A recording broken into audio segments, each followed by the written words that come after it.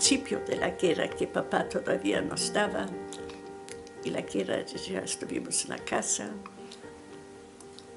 Me acuerdo que de entrada, nosotros, que después esto fue como en Sukkot, nosotros hacíamos la Sukkah, había una ventana, una entrada muy linda. Se juntaron mi tía, un hijo que vivía arriba, un alquiler, Moñek Rosenblum, el que me enseñaba, y un hermano de él, Josek Veduve.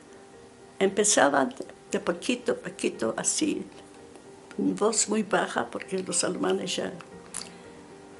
Kinneret, Kinneret, cantar Kinneret, Kinneret, Kinneret, Kinneret. Y cada vez empezaron muy bajo y cada vez más alto, y empezaron todos a llorar. Yo ahí parada, ¿qué es Kinneret? ¿Dónde es Kinneret? No sabía. Ellos ya iban a organizaciones, cada uno estaba del Shomer, mi tía de Ben-Gurion. ¿Por qué lloran? ¿Y dónde es Kinneret? Esto a mí me quedó acá grabado. Mamás. Y ahora, estando acá en Israel, los primeros años que empezábamos así a conocer lugares, y fui a Kinneret, me paré allí.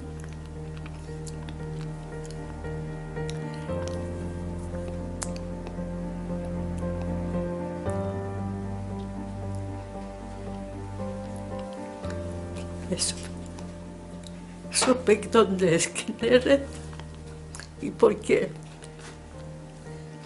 Para mí esto me quedó grabado. No entendía. Ellos eran ya sionismo, ya tenían, ya entendían, ya sabían dónde es Israel, sabían lo que es Kinneret. Nadie sobrevivió. Soy yo de esto. Y esto fue al principio de la guerra, todavía que estuvimos en casa. Nadie sobrevivió.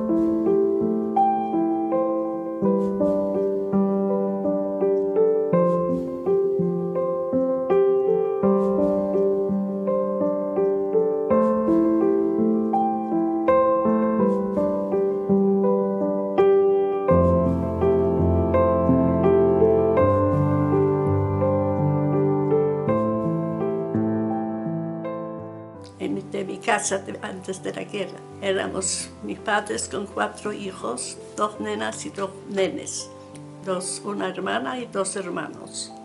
Mi hermana 2 años mayor, cada uno 2 años de diferencia.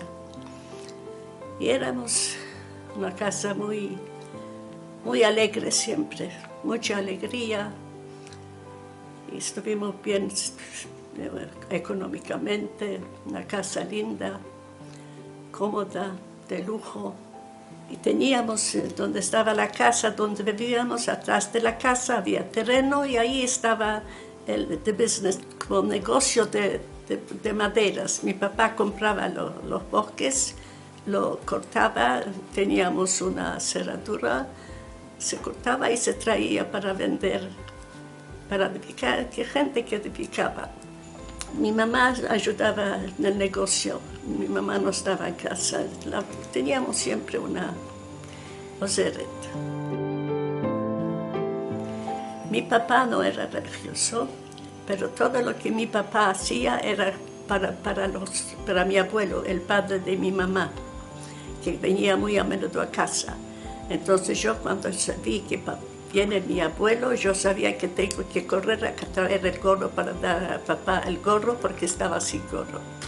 Los sábados, como estaba en casa, entramos a la cama de mañana, el sábado, la cama de papá, y nos enseñaba a cantar.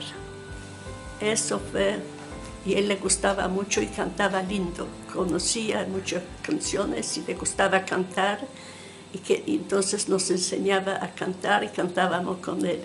Y teníamos que hacerlo bien, si no, no se enojaba, solo miraba y ya sabíamos que no cantamos bien.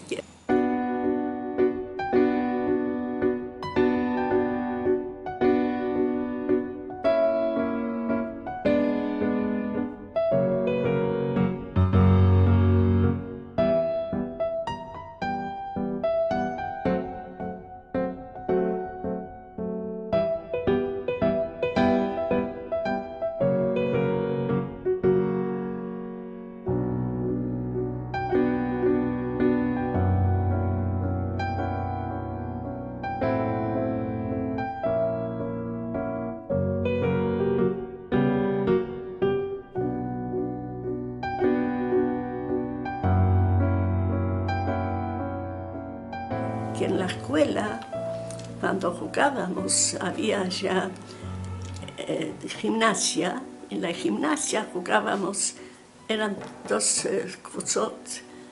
Yo estaba de una cruza, no principal, la dealer tampoco, no sé cómo explicar. Y de la otro grupo estaba una polaca. Cuando de este grupo, cuando nosotros ganamos de rabia, después me decía, anda a Palestina, judía, anda a Palestina. No, nunca entendí por qué ella, ¿dónde es Palestina? No sabía. Cuando íbamos en verano a bañarnos, cerca de casa, bajando había un río, y ahí íbamos a bañándonos, nos tiraban piedras. Ahí sí, esto me acuerdo que nos tiraban piedras. Sí. Pero era chica, no sabía antisemitismo. Yo, la verdad, no puedo decir que sentía como judía antisemitismo. No. Y mi papá tenía buena relación con los polacos, tenía muchos obreros polacos. Y se ve que los trató bien. Se ve que había buena relación al después, porque nos ayudaban después. Y de mi educación, no terminé la escuela porque cayó la guerra.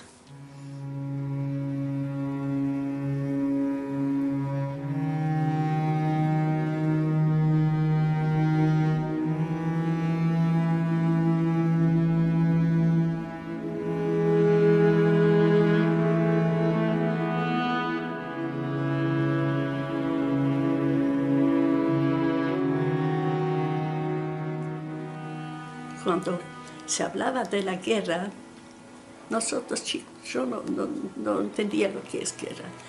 Y enseguida, cuando cayó la guerra,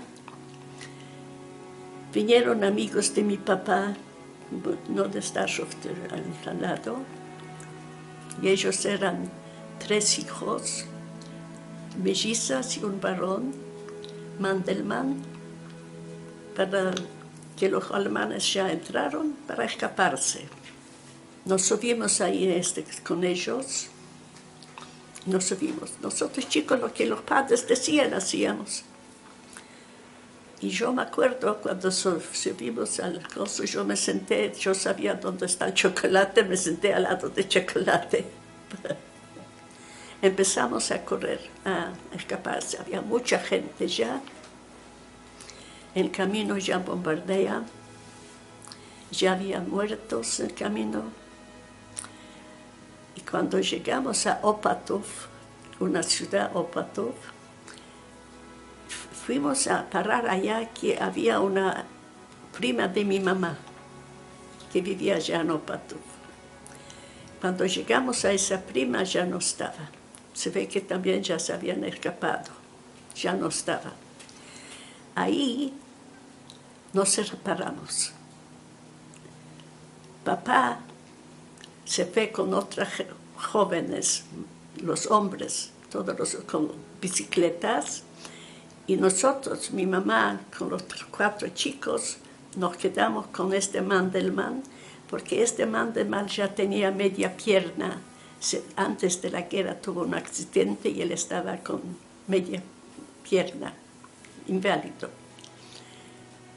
Entonces, con Kilo a él no le van a hacer mucho si ya igual es inválido. Entonces volvimos con ellos de vuelta, Kilo a casa, y mi papá se fue con otros hombres con las bicicletas hacia Rusia, escaparse, porque entraron y los alemanes no había, los polacos enseguida se rindieron, no había defensa, no se defendieron. Ahí paramos un día, 2 días, no sé, y después llegamos de vuelta a Starship a casa. Y bueno, estos meses ya mi mamá sola con los hijos, papá ya no está con nosotros. Y los alemanes empiezan a cada día venir a sacar de casa lo que había en los negocios, la madera, todo lo que había. Y entonces los alemanes empezaron cada día, pedían otra cosa.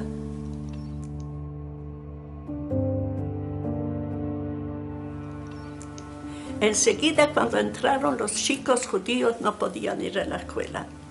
Entonces, ¿qué pasó?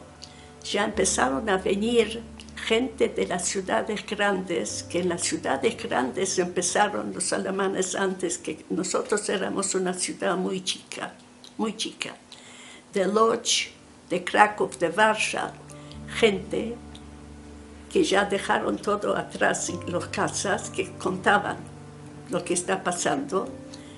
Y mi mamá, como no podíamos ir a la escuela, pagaba a esta gente, ilegal era, no podíamos, donde vivían, a darnos clases. Después, papá sí volvió.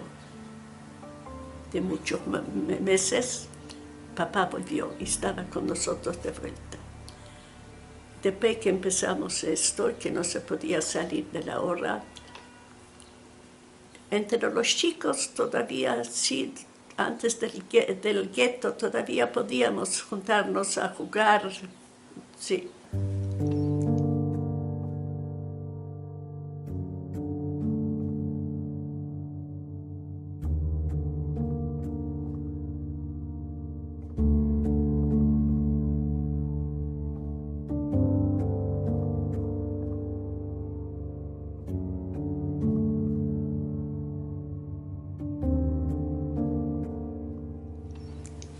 Pero no me acuerdo el momento que salimos todos así, me acuerdo del gueto, que estuvimos en el gueto, sí, ya me acuerdo, en el gueto donde nosotros vivíamos, Dafka pertenecía al gueto, Starship lo separaron, una parte, después donde estaba el Kikar, y después otra parte. Mi abuelo, por ejemplo, vivía en otra parte, y entonces había horarios, que si yo quería ver a mi abuelo o abuelo quería ir a mi casa, había horarios que se podía pasar, pero el pase era en la ulica Krakowska, en Rojov Krakowska, y ahí ya había policías judías, teníamos policías judías.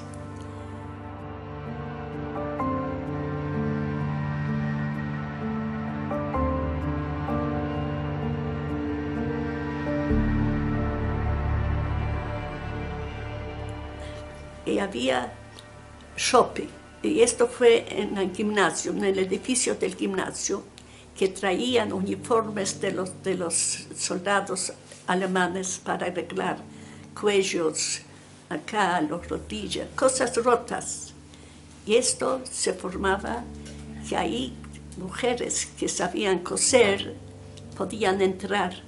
Y ahí era la gran cosa si se podía entrar, porque ahí se pensó, como precisan arreglarlo, que se va a sobrevivir, van a trabajar y esto va a ayudar.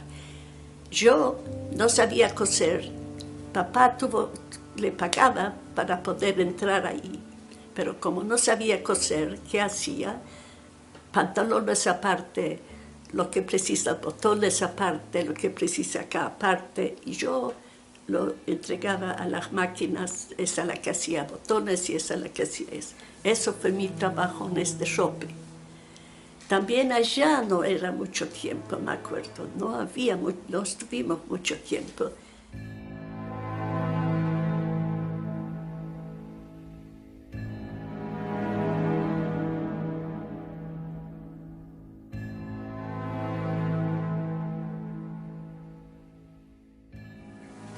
Allá,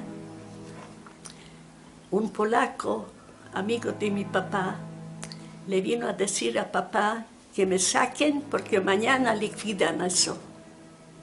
Y así fue.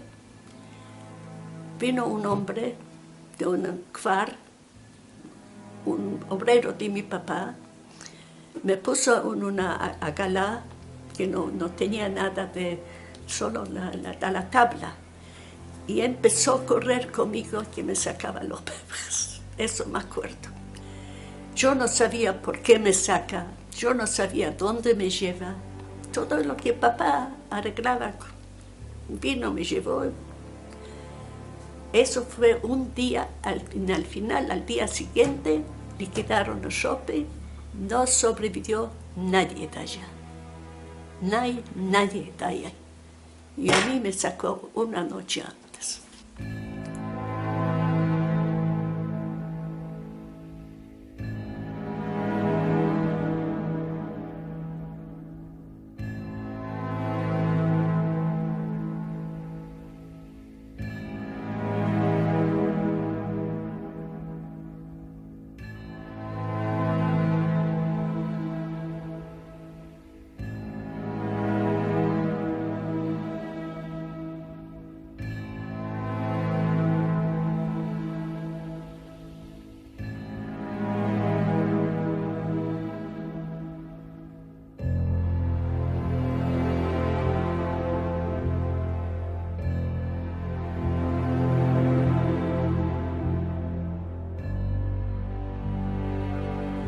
Si papá no hubiera vuelto, no creo que, no solamente nosotros, mucha gente que sobrevivieron después en el bosque gracias a mi papá, porque él conocía el bosque, gente no conocía, el bosque hay que conocer, todo está igual, y grande, no era, son bosques grandes que había allá alrededor de Starship había, porque si salimos de un lugar, papá enseguida buscaba otro lugar.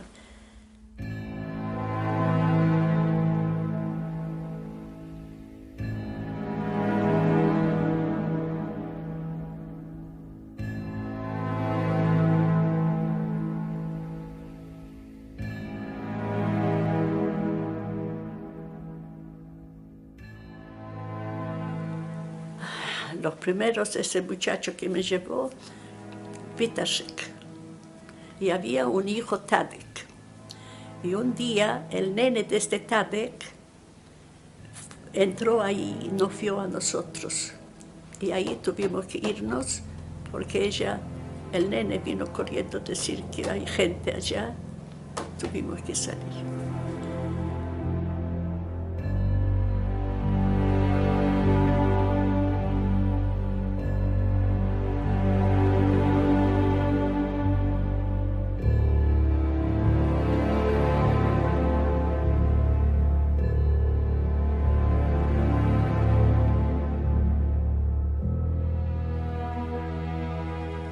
Se ve que tuvimos que dejar este lugar y después de eso se ve que ya fuimos a Dobre.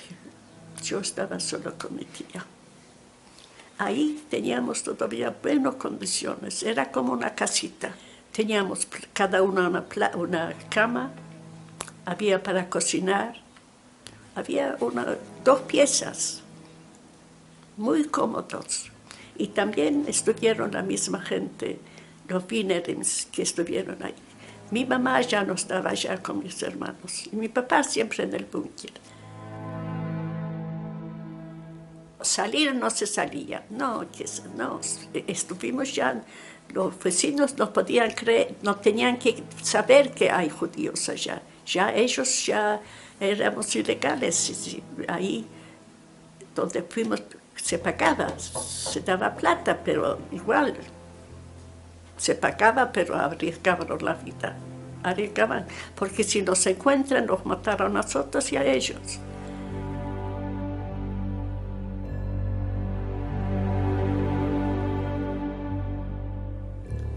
Nos vinieron y ahí que les entreguemos todo, les entregamos todo, nos pusieron los desnudos en agua, pusieron agua, a mí me dieron así.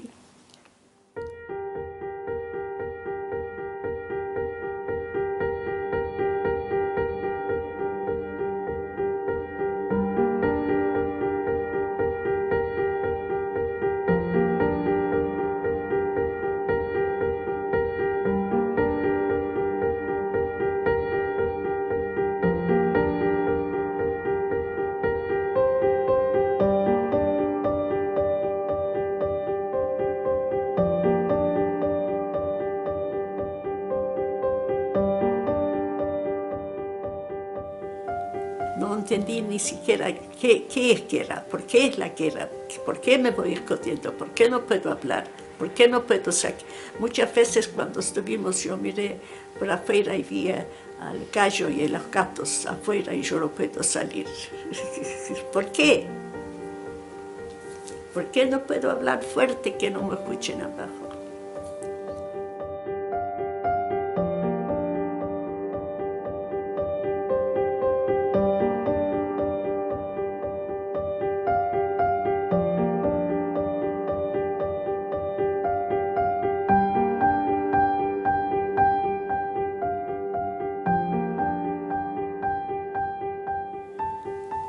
Mi papá, no solo mi papá, después de la historia, todos los que estuvieron con papá, era una política, las mujeres en un lugar, no todos en el mismo lugar. Si alguien que se cae, que el otro se salve. Él estuvo en el bosque, después en el búnker, con gente joven que hicieron el búnker, y las familiares de esos jóvenes dividieron en los kvarim alrededor. Papá tenía muchos conocidos que trabajaban para papá en el bosque y ellos ayudaban. Había uno, Suski se llamaba, ahí iban de noche y traían manzanas, también jamón.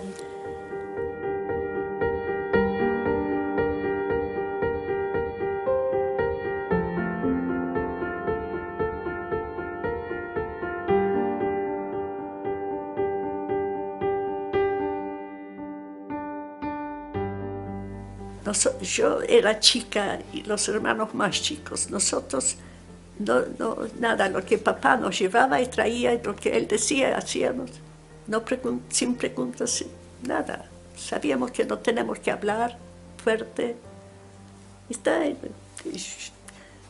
Esto fue el final, que un día el que cuidaba dijo que escuchó ruso hablar. Entonces papá dijo, si es ruso yo entiendo, él estuvo en la primera. Y así fue. Y no querían creer que somos judíos, dijeron que son los primeros judíos que encuentran desde que vienen de Moscú. No veían ningún judío, no querían creer. Entonces un pelirrojo soldado, tenía un sidur así chiquito. Dijo, yo les voy a decir si son judíos. Él mismo no sabía. Se ve que una abuela o bisabuela le dio para, como soldado, llevar eso.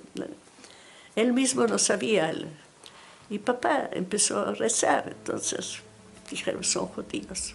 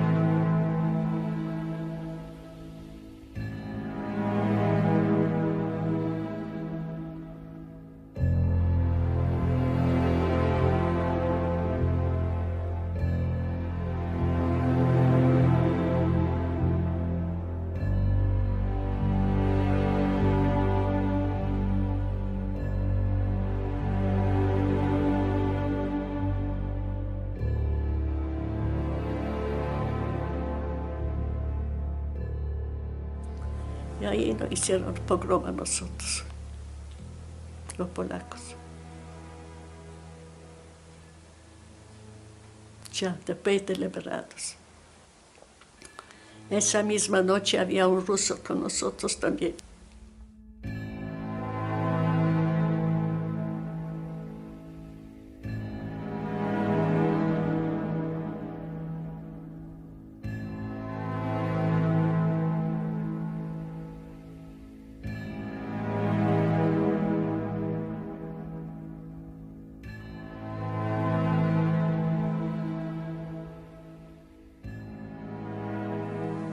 En esta casa había como un San chico. Nos entramos todos allá y el ruso. No había ventana, nada. Había cerrado, como un cerrado, no sé qué era. Cerramos la puerta y el ruso pensó que nosotros lo hicimos a él. Le tenía a papá así con el revólver. No quería creer que los polacos hacen el pogrom a nosotros. Él pensó que nosotros lo hicimos para él, a los rusos algo. ¿Entendés?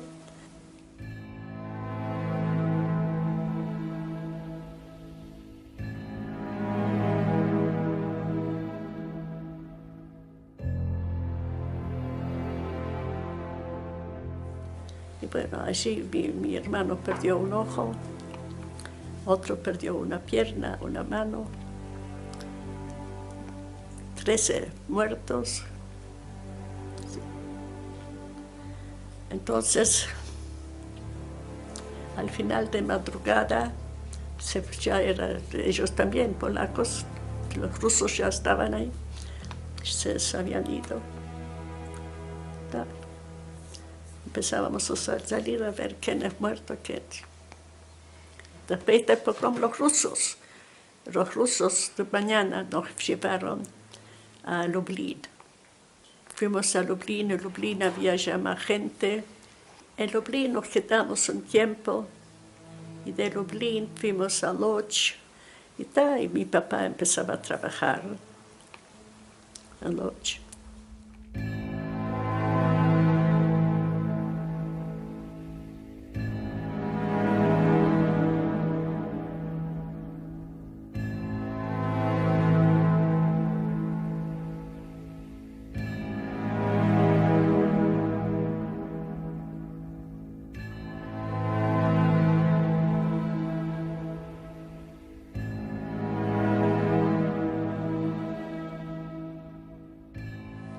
Ahí después del pogrom de Kielce, mi papá dijo no.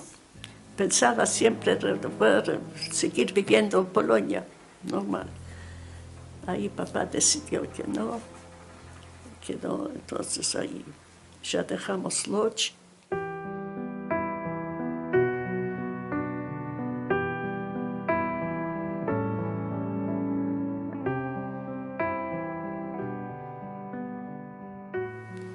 Ya papá ya se puso en contacto con los de Canadá, que tenía una hermana, y de Uruguay, que tenía que nos hacían los affidavits para emigrar.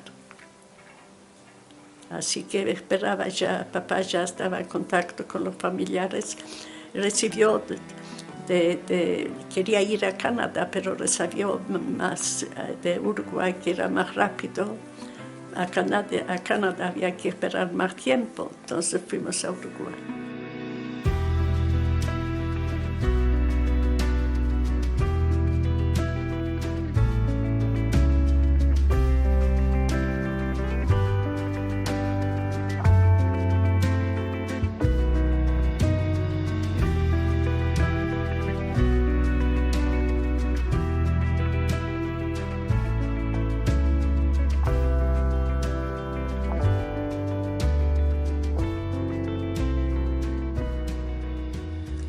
Y así allá nació Prima, mi hija, la grande, también condiciones no muy cómodas, pero después de la guerra eso fue un reino para nosotros ya.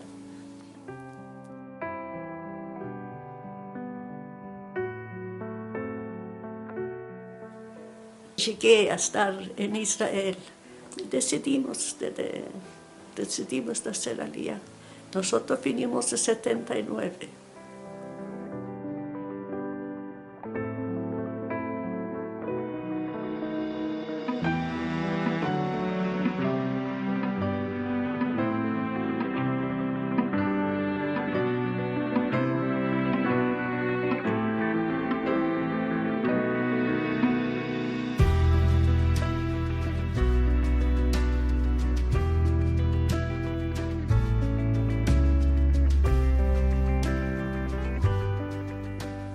Me siento en casa, que llegué a estar en mi casa y estoy cómoda acá.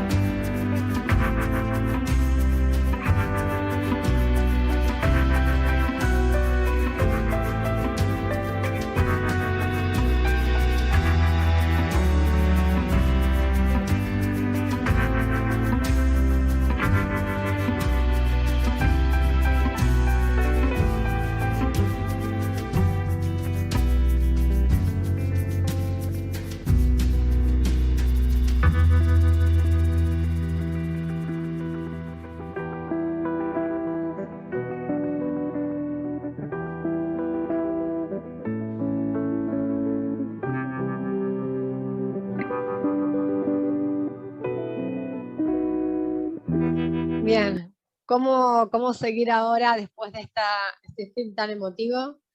Este va a ser el trabajo de Sandra, pero antes de pasar a Sandra y adheriendo a todos los agradecimientos, este film es parte de un proyecto de un curso online abierto y masivo que está dirigiendo Sandra Rosenfeld-Katz en el departamento de e-learning. Y en este proyecto trabajan muchísimas personas y quiero agradecer en primer lugar a Haya Feldman-Luz, Haya, que todos la conocen, que hace muy poco era parte oficial del equipo de habla hispana y portuguesa, pero ahora también sigue siendo oficialmente, nos ayuda en muchísimos proyectos, así que gracias Haya, porque parte del trabajo de la película también es tuyo. Y también quiero agradecer a Dafna Dolinko del departamento de e-learning con todos los asesoramientos históricos y todas las dudas, así que acá con Yehiel, con Sandra, con Haya y con todo el equipo trabajando muy fuerte para un curso que prontamente, si Dios quiere, va a estar abierto a todos ustedes. Y agradecerle ahora sí, antes de pasar a Sandra, nuestra querida Sandra, que está en México, está con su familia de visita y aún así está acá con nosotros con todas las ganas y compromiso, y también supongo que muy emocionada por estar acá con Braja y con su familia y con Harold. Así que vamos así ahora a pasar a, como dije antes, Sandra, directora del proyecto de la película Testimonio del Departamento de e-learning de la Escuela Internacional. Sandra, todo tuyo. Gracias, Eliana. Gracias a todos los que están con nosotros y muy especialmente gracias, Braja. Ha sido un privilegio para mí hacer esta película contigo y es un momento muy, muy emocionante estar aquí en este momento con todos y con toda tu familia. Harold, gracias también por todo lo que has tenido que ver para que este proyecto se haga realidad. Braja, ¿nos podrías contar, por favor, antes de la guerra, qué idiomas hablaban en tu hogar? Hablamos polaco y judío, porque la sirvienta era polaca y se hablaban los dos idiomas. Entre las amigas hablábamos también polaco y yiddish. Pero cuando vinieron las de las ciudades grandes, las chicas, sí, nos amigamos, hablaban más polaco, porque ellos sí hablaban más polaco que judío, que yiddish. En mi casa se hablaban los dos idiomas. Con los abuelos hablábamos yiddish y en casa entre nosotros hablábamos polaco y yiddish, los dos idiomas. ¿Y nos podrías describir cómo era tu vida dentro de los búnkeres que había construido tu padre? ¿Cómo era la dinámica y las relaciones con las otras personas con las que compartías el escondite? Bueno, se cooperaba muy bien porque primero se hablaba muy poco, solamente se decían los turnos cada una vez por semana o una vez por 2 semanas que salieron a buscar comida. Cada uno sabía cuando le toca para ir, no hubo ningún problema y después que se traía, se dividía entre todos igual las porciones, así que no hubo ningún problema, al contrario, a veces había uno que era muy chistoso y todo llevaba así para ayudar, para no con las tristezas. Entonces cuando se encontraban los piojos, él decía, no es mío, mío es rojo y tuyo es negro. Así que todavía el único que hacía chistes cuando juntábamos los piojos, también que cada uno que dormía tenía 3, 4 de esos de branches, y de mañana, como cuando uno se daba vuelta, todos se tenían que dar vuelta porque no había bastante lugar. De mañana, en vez de 3, cada uno tenía 2 y uno tenía 4. Al darnos vuelta, eso también se daba vuelta. Pero la verdad que muy bien, una relación de gente que no teníamos, no eran familiares, solamente de la misma ciudad. Y estaba muy bien organizado, cada uno cuando le tocaba para salir, salía. Se dividía bien entre la comida, no hubo ningún problema. Increíble. Lástima que cada vez que se ocupó un lugar no se podía estar mucho tiempo porque había que dejar y buscar otro lugar. Para esconderse. Para esconderse, sí. Gracias. ¿Y nos podrías contar sobre tu relación con Jaime, por favor? ¿Cómo, dónde y cuándo se conocieron? ¿Cuándo empezó la relación? ¿Se fueron juntos de Polonia a Uruguay? ¿O cuándo y cómo es que te alcanzó? Yo la primera vez que lo conocí a la familia de él, porque Starstrup no era una ciudad grande, pero él no lo conocía porque él vino, cuando la guerra cayó, él vino de vuelta de Lublin, que él iba a la Lublin de Yeshiva. A él no lo conocía, a la familia sí, a los padres, a los hermanos. Y a él lo vi la primera vez en el primer lugar que estuvimos en Rifiane, en lo de Vitashek. Lo vi la primera vez. Y allí no estuvimos tampoco mucho tiempo, no nos hablábamos nunca. Lo conocí allí la primera vez que lo vi. Y allí tampoco estuvimos mucho tiempo porque estuvimos en el establo, ahí con los caballos, no mucho tiempo porque ya conté esto en el Seret, que tuvimos que dejar porque el nene del otro hermano lo vio y así que ahí fue la primera vez que lo vi, que lo conocí, a Jaime. Pero no nos hablábamos todavía ni nada. Y estuvimos muy poco tiempo. De allí después nos fuimos a Dobre, allá también estuvimos juntos, tampoco nos hablábamos, allí estábamos, él con la familia de él y yo con mi tía, no nos hablábamos, no se hablaba mucho, se hacía lo que había que hacer. Y esto fue en Dobre.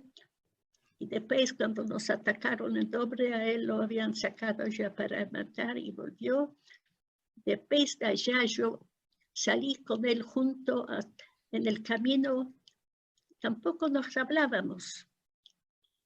no nos hablábamos. Sabíamos que salimos juntos. El hombre me dio, como nos quedamos sin ropa, me dio eso del caballo que lo tapaba, me dio a mí para ponerme la espalda. Yo, la verdad, si pienso de eso, no hay forma de explicar cómo llegamos a Stashuk. Todo el camino, si la gente nos vieron de una forma así, vieron que no somos, que somos judíos, pero se ve, era el Nes, el moral de sobrevivir. Y de ahí yo misma me pregunto, no me acuerdo, no sé. Sé que vine a Stashuk y quería entrar a un polaco que era muy buen amigo de papá, que nos ayudaba mucho. Y había muchas cosas allá que mamá lo dejó mi ropa y quería que me dé ropa, no nos dejó entrar porque tenía miedo. Así que eso me acuerdo y después de allá yo no sé dónde llegamos y cómo llegamos y no sé, está borrado, no me acuerdo. No me acuerdo después de ahí dónde fuimos. Después otra vez, después en lo de Sujorovsky también estuvo Jaime. Después, todos esos lugares en el búnker estuvimos, pero no nos hablamos. Empezamos recién en Lodz, ya cuando estuvimos en Lodz, ahí empezamos a salir juntos y íbamos al cine juntos. Y ahí empezamos. También cuando yo me fui de Lodz, él se quedó y nosotros vinimos a Piquem en Austria, Ranshofen, y él después de Polonia se fue a Alemania porque estuvo ya, el hermano de él, Sam, estuvo ya también en Alemania y Nachman también estudiaba en Heidelberg, así que él estuvo en Alemania también. Y nos escribíamos cartas. Y después él vino una vez también a Ranshofen, a Austria, estuvo unos días y volvió a Alemania. Y yo después también fui, cuando se casó Nachman en Heidelberg, yo fui para el casamiento, también nos fuimos. Y después, y él de allá, claro, él de allá fue a Estados Unidos. Y yo me vine a Uruguay, siempre por cartas nos escribíamos. Hasta el 49, él vino de Estados Unidos a Uruguay, nos casamos en noviembre del 49 en Uruguay. Es una hermosa historia. Braha, la entrevista que yo te hice dura más de 3 horas y media y la película dura media hora. Y yo me acuerdo de 2 cosas que me contaste, que son hermosas. Una es de cuando ustedes se iban en el coche de Lodz. ¿Y qué hacía Jaime cuando ustedes se iban? ¿Nos puedes contar eso? Jaime tenía así atrás del coche con la mano corriendo atrás, no sé, nosotros. Sí. Hay muchas cosas así, vos te acordás de eso, pero mirando la película también lo mismo, está todo así en cortito, que no todos los detalles se menciona. Y si él estaba atrás del coche corriendo, porque no sabíamos aquel entonces todavía si nos vamos a encontrar alguna vez de vuelta. Él tenía sus planes y yo fui con mis padres a Uruguay. Después seguimos atreviéndonos hasta que él decidió de venir a Uruguay y casarse. Pero también él te dijo que desde el primer escondite ya te había visto, ¿no? Echado ojito. Sí. ¿Cómo? Sí, cuando estuvimos en Dobra, cuando nos conocimos, y ¿cómo este detalle? Sorprendiendo, dije. Así cuando ya, él dijo que en Dobra, así cuando, y eso que cuando uno se cambiaba, se trataba de no, allá en Dobra teníamos camas para dormir y todo, cambiar la ropa, todavía bañar, lavarse con agua. Entonces él ahí dijo que cuando yo me vestía me observaba que como este detalle Sandra te quitó. Eso no me lo habías contado.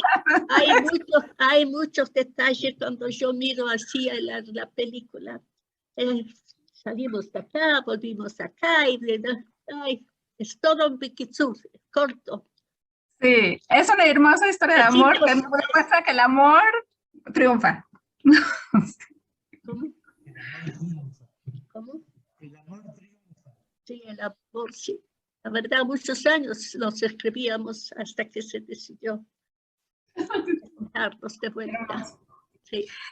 Gracias a Dios que la verdad que UNES, no sé, el Corral, no sé lo que decir, que yo vine acá y formé una familia linda con él junto, siempre de acuerdo, estuvimos cómo llegar a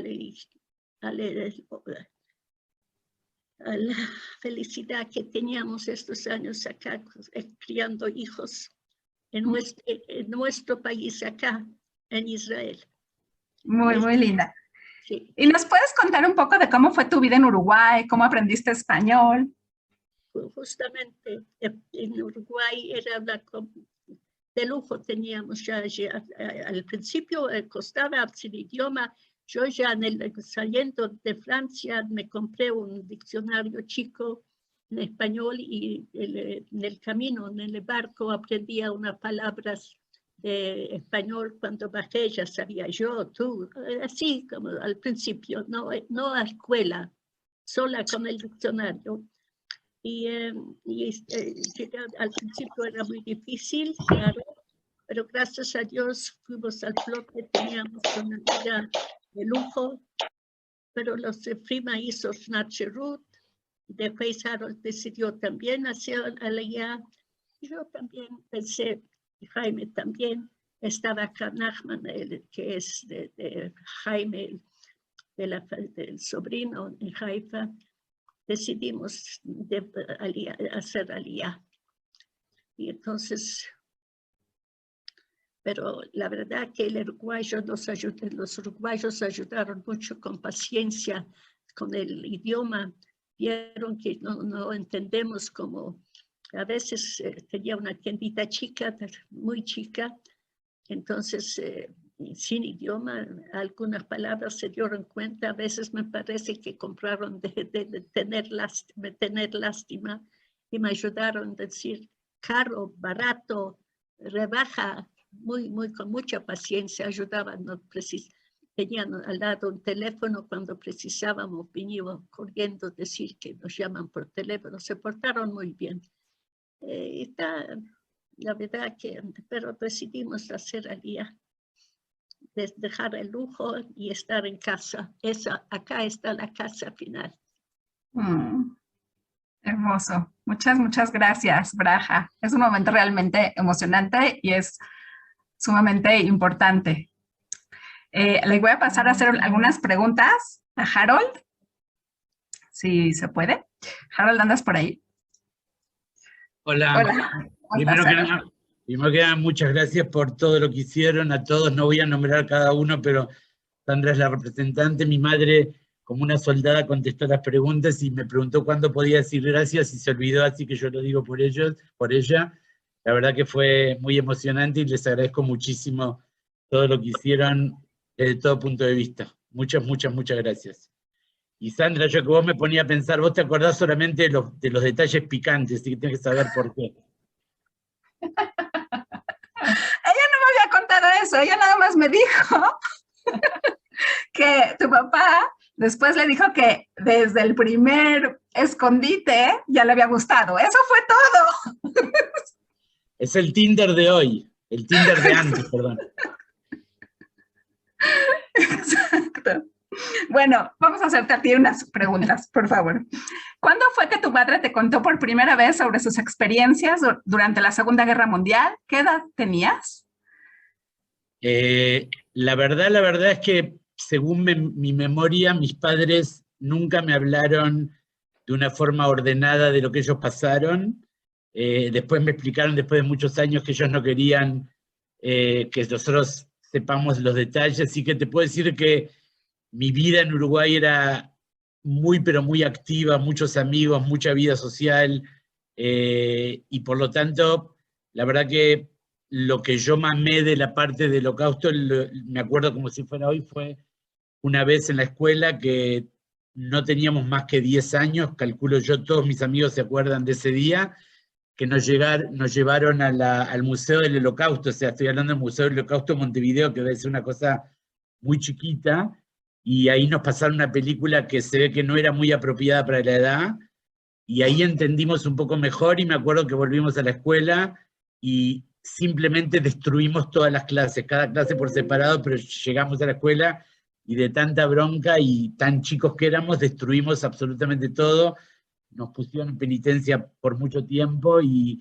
digamos que la parte del Holocausto en mi casa lo mamé digamos, más que nada de la, digamos, del entorno de mi familia, porque vivíamos un tío mío y mis abuelos y nosotros en el mismo edificio, y el otro tío que tampoco le gustaba hablar mucho del tema, es el que menos le gustaba hablar del tema, mi tío Marcos, que vivía en otro lugar, pero digamos que había mucho intercambio de cosas que uno escuchaba en el background, pero nunca realmente se sentaron conmigo y me contaron lo que había pasado, y es por eso que también después cuando fuimos a Polonia a encontrar la gente que los salvó, que los encontramos, ahí fue que empezamos un poco a entender de una forma más ordenada, yo y mi hermana también, que es 8 años mayor que yo, qué es lo que había pasado de una forma más ordenada, pero en realidad, gracias a lo que ustedes hicieron, ahora tengo un poco más ordenado las cosas, y también lo estoy haciendo no solamente para mi familia, sino también para que quede para las próximas generaciones, pero digamos que mi abuelo, me acuerdo como si fuera hoy, tenía pesadillas, mi abuelo que fue el gran héroe de todo este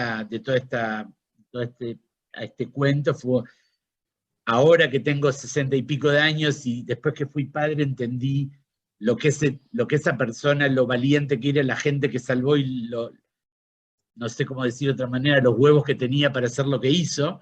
Él fue el verdadero héroe de todo, junto con, por supuesto, con mi abuela y con los niños que fueron héroes por sí, pero me acuerdo como si fuera hoy que yo estaba en mi casa y yo de noche escuchaba los gritos de la pesadilla de mi abuelo que vivía en el segundo piso y yo vivía en el sexto.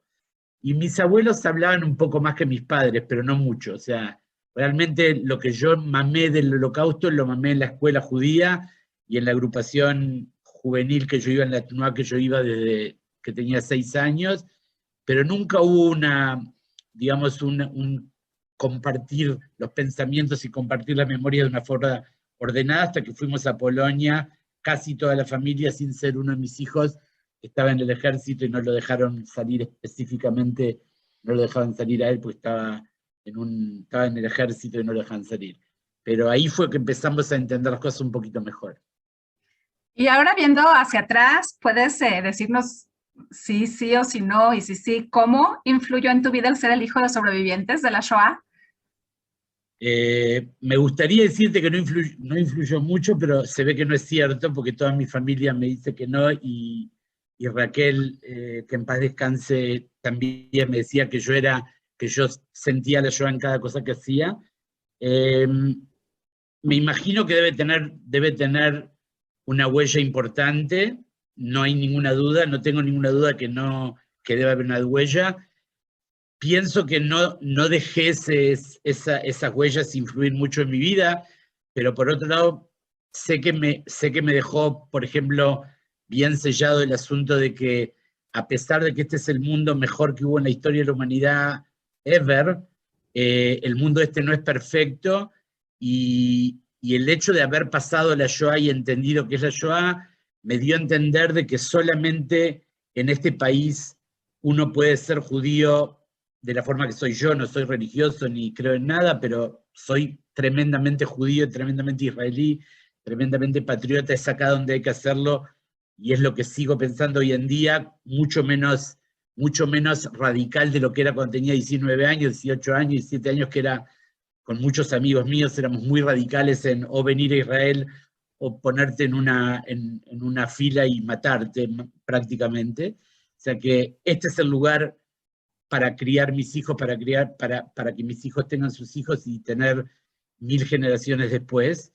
Y la segunda cosa que tiene que ver también, sin tener nada que ver con política, es que me hizo entender que a pesar de que el ser humano, a mi entender, es un ser, en el 99% de los casos, un ser positivo y muy humano, y que el problema de este mundo es el 1% que hacen los problemas y que por falta de educación y por falta de cultura y por una cultura de odio hacen todos los líos que vemos. En general la gente no es tan radical. Siempre digo, subite un ómnibus y mirá que el 100% de la gente no te quiere hacer mal.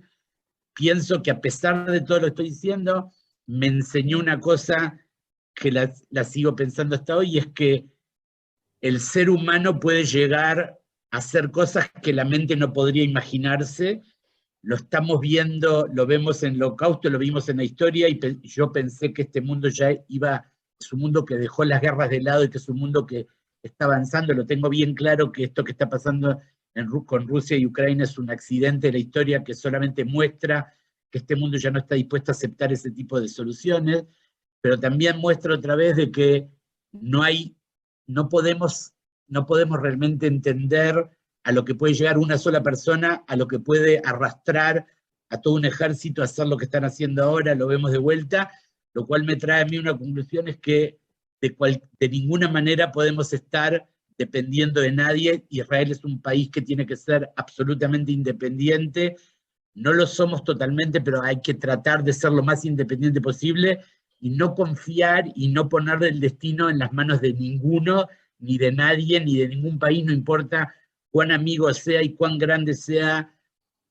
Tenemos que ser muy fuertes y muy independientes hasta que el mundo entero se haga totalmente positivo y que el mundo sea mucho mejor de lo que es hoy, y hasta ese entonces tenemos que ser muy fuertes, muy independientes, y no confiar en absolutamente nadie. Y no estoy hablando de algo político, estoy hablando que Israel lo hizo durante toda la historia, no importa el gobierno que hay.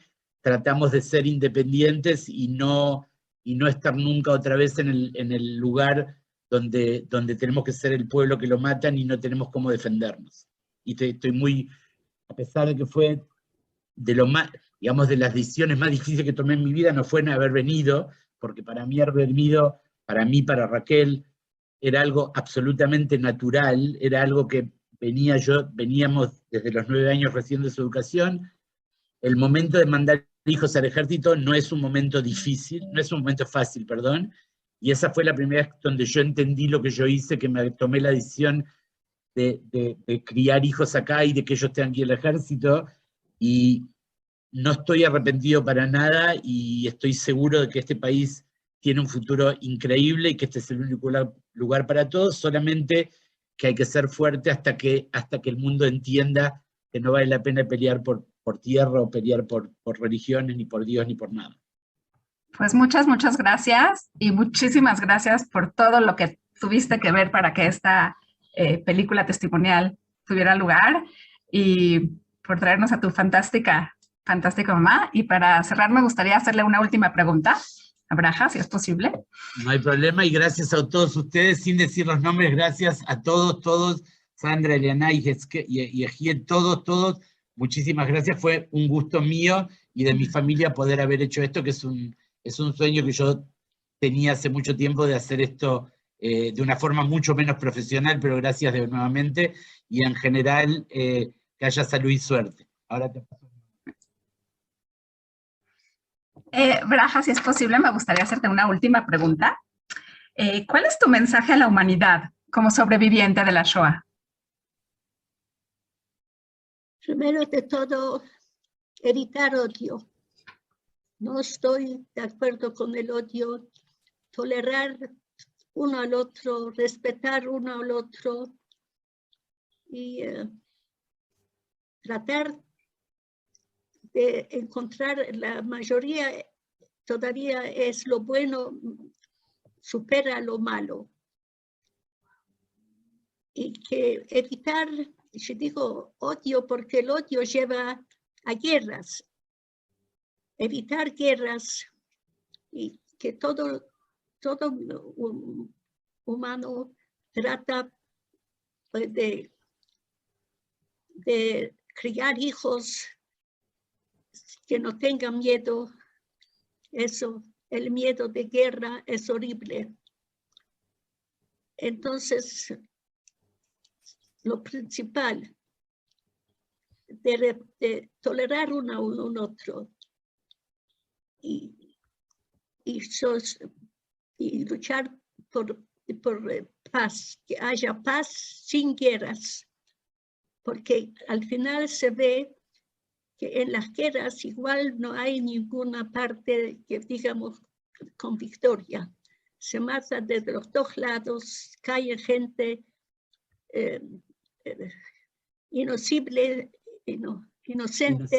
inocente gente, chicos como nuestro pueblo, tantos chicos, mujeres embarazadas. Y entonces espero que la Shoah que dé un poquito de lekach, de experiencia, que no vuelva otra vez a lo mismo y evitar guerras. Lo único, tolerar uno al otro y vivir, porque la vida es linda y el mundo es grande para todos. Hay lugar para cada uno del mundo y aprovechar de la vida, que la vida es linda, y gozar de la vida y dejar de odiar y que solamente que haya paz y se puede convivir gente. Yo tenía vecinos acá árabes, 2 familias, y cuidaba a los chicos de ellos y me entendía. Se puede convivir y no entiendo lo que es odiar. Después que pasé todo eso, pero no siento que yo puedo odiar. No puedo decir que odio. No lo quiero, pero no soy capaz de odiar. No soy capaz de odiar. No siento odio. Pero espero que se hace justo con la gente que sí mataron. Y si yo pienso del hombre que mataba,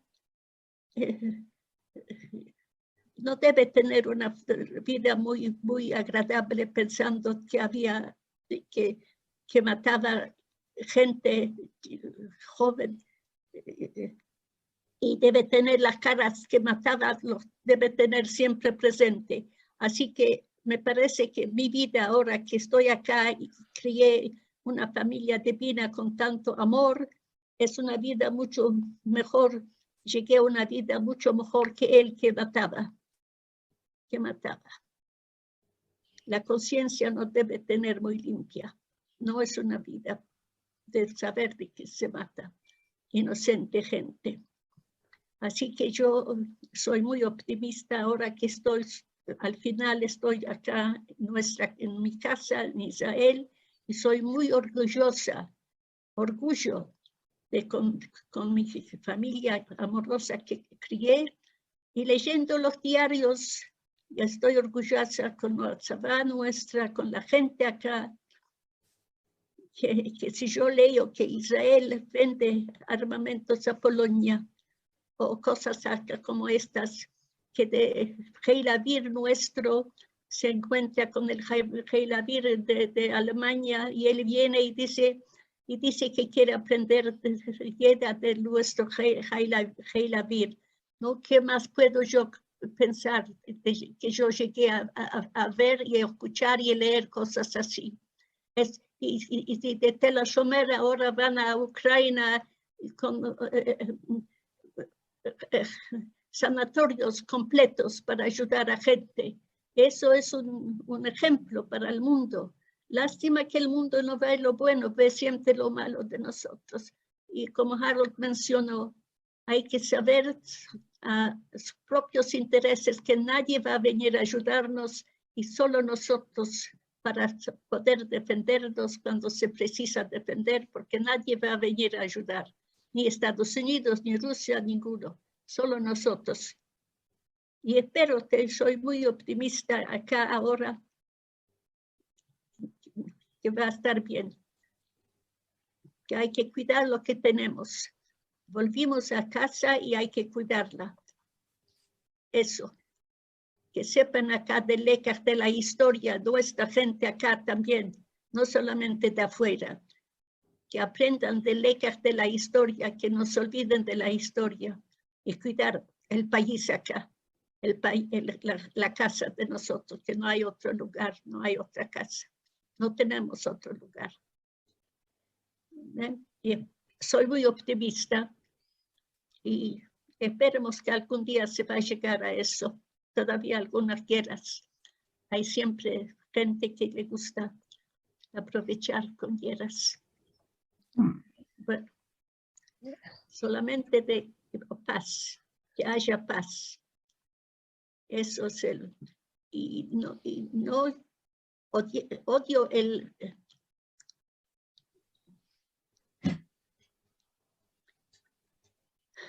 No puedo odiar contra el odio. La vida es linda y que se aproveche la vida de amor, de tolerar uno al otro, se puede convivir también. Así es. Sandra, yo te agradezco todo por tu trabajo que hiciste y cómo te acordaste detalles así que yo mencionaba. Y la verdad que lo hice todo tan cortito. Si yo miro todo eso, yo de la película, también en la película no quería, no puedo otra vez, yo misma muchas veces llega un momento que no me acuerdo cómo fue, si estaba acá y después acá, cómo llegué, todo eso, muy difícil para explicar. Solamente uno que pasó eso puede entender. Pues muchísimas gracias por Gracias a ti, Sandra, y te dijo que aproveches con tu mamá. Me alegro mucho que estás. Te agradezco mucho por todo el trabajo que hiciste. Trataste de entenderme. Yo y todos nosotros te agradecemos a ti porque eres fantástica, primero que nada, y ha sido un privilegio y un honor, y esto es muy, muy importante. Así es que de todo corazón, muchísimas gracias, y es un momento de veras muy emocionante para mí. Y cuando regrese a Israel voy a ir a darte un abrazo personalmente.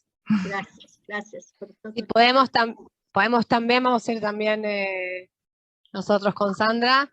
La verdad que antes de que giren algunos comentarios que están acá en el chat, es muy emotivo, es una ternura escucharte, la palabra es ternura, es escucharte y es entrar en tu historia y ver a toda tu familia con todos los comentarios, y a tu hija, y a tus nietos, y mi tía, y mi mamá, y todos hablando tan lindo de vos.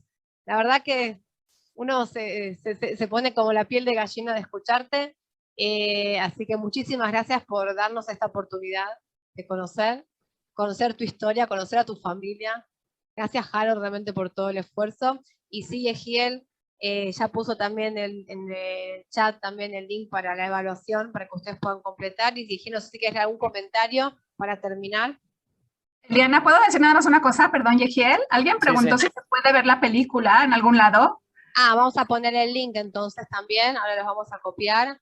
El link no lo dijimos, lo dimos por sentado, pero vamos a poner ya el link que está como parte de todos los materiales educativos. Pueden también, aquí está, este es el link. Igualmente les vamos a mandar un mail, un correo al final, mañana supongo, para que puedan también tener el material y puedan utilizarlo, por supuesto. Gracias, Sandra. ¿Y Egiel? Perfecto, bueno, muchísimas gracias. Increíble también el testimonio, muchas gracias a Braja y por las sabias palabras también, y a Harold y a toda la familia que están presentes. Y bueno, por supuesto invitamos a todos también a poder ver la película, también de difundir, y como habían mencionado va a ser parte de un curso mucho más amplio para poder estudiar y profundizar sobre la Shoah, un curso MOOC, que más adelante también van a recibir la información. Bueno, hay muchísimos comentarios, solamente algunos, son todos de admiración y agradecimiento. Carlos Churri nos dice: muchas gracias a todos quienes hacen posible estas instancias, cuánta sabiduría puestas en palabras simples y sentidas. Emocionante, un enorme abrazo desde Montevideo, Uruguay. Gracias desde Perú, muchas gracias, cuánta sabiduría y amor en sus palabras. Importante difundir su mensaje contra el odio. De Violante Emilia también. Fernando, Mújica nos dice muchas gracias, saludos y abrazos. Desde Buenos Aires, Argentina, nos dice Silvia Porún, muchas gracias por este hermoso mensaje de amor. Muchas gracias a Yad Vashem por generar estos espacios, de Silvia Farji. Qué maravilla la claridad de Braja, muy buen testimonio de Susana Yasky. Bueno, hay muchísimos comentarios desde Villa Clara, Entre Ríos, Argentina. De Lidia Esther, hermoso mensaje, gracias. Lo que vamos a hacer, Egiel, es vamos a juntar todos los mensajes que quedan grabados en el chat y se los vamos a mandar, ¿no? a Harold. Perfecto. Para que puedan tenerlos y compartir con ustedes también los mensajes, pero sí, realmente todo lo que leías es como que wow, los mensajes son impresionantes. Así que, bien. Muchísimas gracias a todos, la verdad que hicieron un trabajo espectacular, y Demet, hola Kavod, y todo el trabajo que hicieron para Yad Vashem, espectacular. Los felicito a los tres y a todos los que trabajaron. Y gracias a todos, a toda la familia, a todos nuestros amigos y amigas de Yad Vashem que están acá acompañándonos y que ahora sí ya tienen historia de Braja para transmitirla. Ustedes son los transmisores y también tienen acá ya el contacto con Braja y con Harold para cualquier pregunta, y las preguntas que hayan quedado en el tintero, como dijimos antes, vamos a preguntárselas a Harold y a Braja y se las vamos a enviar por correo electrónico. Chao, Sandra. Chao a todos.